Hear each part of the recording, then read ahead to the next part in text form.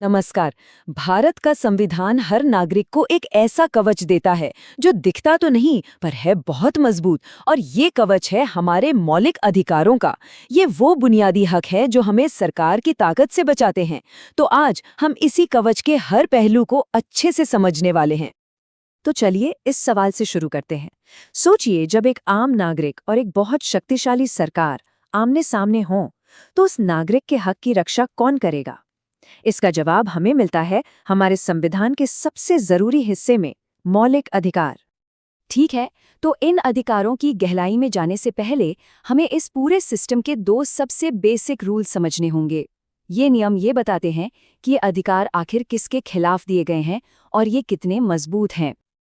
पहला रूल है आर्टिकल 12, जो राज्य या द स्टेट का मतलब बताता है। अब आसान शब्दों में समझे तो इसमें सेंट्रल गवर्नमेंट से लेकर हमारी गली की पंचायत तक हर सरकारी बॉडी आ जाती है। अब सवाल ये है कि ये जानना जरूरी क्यों है? वो इसलिए क्योंकि हमारे मौलिक अधिकार असल में इन्हीं संस्थाओं के खिलाफ हमारी ढाल हैं। बिल्कुल, ये अधिकार एक लक्ष्मण रेखा की तरह हैं। ये पक्का करते हैं कि राज्य अपनी शक्ति का गलत इस्तेमाल न कर सके और हर नागरिक की आज़ादी का सम्मान करे। और दूसरा नियम यानी आर्टिकल 13 इस ढाल को आप कह सकते हैं फौलादी बना देता है।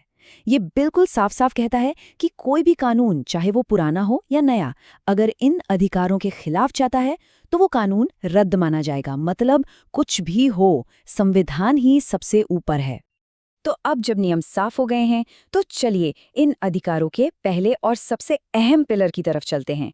ये पिलर है समानता का वादा।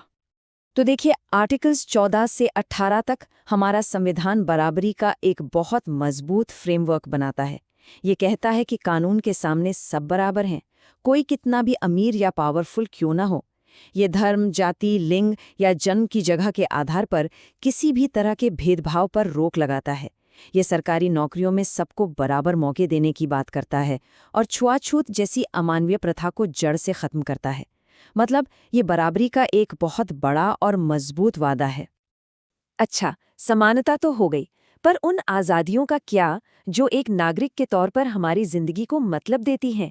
ये वो स्वतंत्रताएं हैं जो हमें खुलकर जीने का मौका देती हैं। आर्टिकल 19 हमें ये 6 बुनियादी आज़ादियां देता है, अपनी बात रखने से लेकर कहीं भी बसने तक। हाँ, ये बात जरूर है कि इन पर देश की सुरक्षा या पब्लिक ऑर्डर के लिए कुछ रीजनेबल रिस्ट्रिक्शंस, मतलब उचित प्रतिबंध लगाए जा सकते हैं, पर इनका जो मूल सार है वही हमारी आज़ादी की नींव है।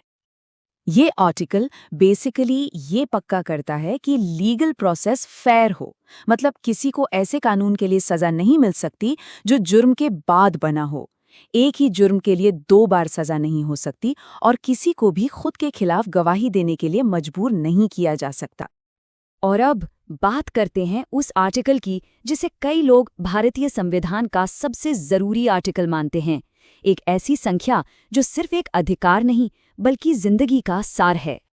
आर्टिकल 21 ये सिर्फ सांस लेने का अधिकार नहीं है, ये गरिमा के साथ, इज्जत के साथ जीने का अधिकार है। और पता है, समय के साथ सुप्रीम कोर्ट ने इसकी व्याख्या को बहुत बड़ा बना दिया है, क्योंकि कोर्ट ने माना है कि एक गरिमापूर्ण जीवन के लिए और भी बहुत कुछ जरूरी है। देखिए, इस एक अकेले आर्टिकल से कितनी सारी चीजें निकल कर आई हैं। शिक्षा का अधिकार, सेहत का अधिकार, एक साफ सुथरे पर्यावरण का अधिकार और यहाँ तक कि राइट टू प्राइवेसी यानी निजता का अधिकार भी इसी से निकला है। ये सच में जीवन का अधिकार है। और हाँ, हमारा संविधान ये भी पक्का करता है कि जो कमजोर हैं उनकी हिफाजत हो। आर्टिकल 23 इंसानों की खरीद फरोख्त और बंधुआ मजदूरी जैसी चीजों पर रोक लगाता है। तो वहीं आर्टिकल 24 14 साल से कम उम्र के बच्चों को खतरनाक कामों में लगाने से बचाता है। हम जानते हैं कि भारत अपनी विविधता के लिए मशहूर है और हमारा संविधान न सिर्फ इस विविधता का सम्मान करता है बल्कि इसे बचाता भी है।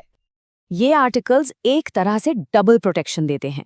एक तरफ ये हर इंसान को अपने धर्म को मानने, उसका पालन करने और उसका प्रचार करने की पूरी आज़ादी देते हैं, तो दूसरी तरफ ये भाषाई और धार्मिक अल्पसंख्यकों को अपनी अनोखी संस्कृति और भाषा को बचाने और अपने एजुकेशनल इंस्टीट्यूट चलाने का खास अधिकार भी देते हैं।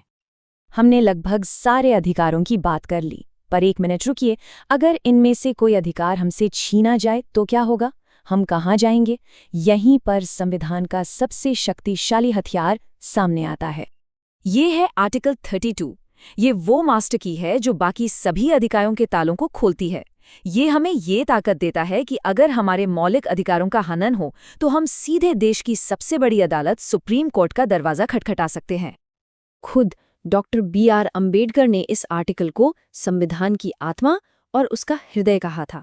और सही भी है, क्योंकि इसके बिना बाकी सारे अधिकार सिर्फ कागज पर लिखे कुछ अच्छे शब्द बनकर रह जाते।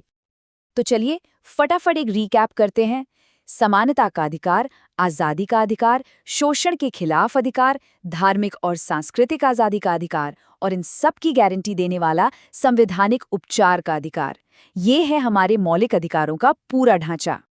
और जाते जाते एक सवाल, ये अधिकार उस जमाने में लिखे गए थे जब दुनिया आज से बहुत अलग थी। आज के इस डिजिटल दुनिया में जहां सोशल मीडिया है, AI है और प्राइवेसी के मायने बदल रहे हैं, इन अधिकारों को हम कैसे देखें? ये एक ऐसी बहस है जो आज हम सबके लिए बहुत मायने रखती है।